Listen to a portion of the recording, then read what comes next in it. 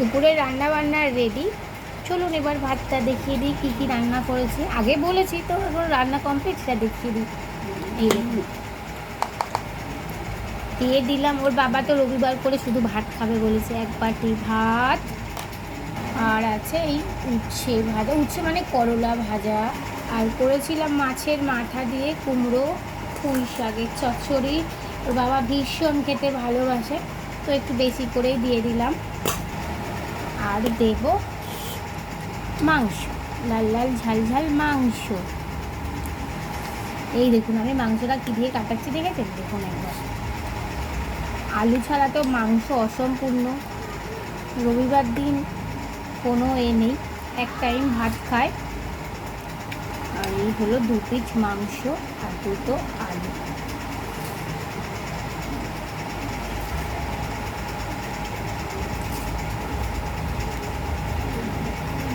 এই ছিল আমার দুপুরবেলার মেনু।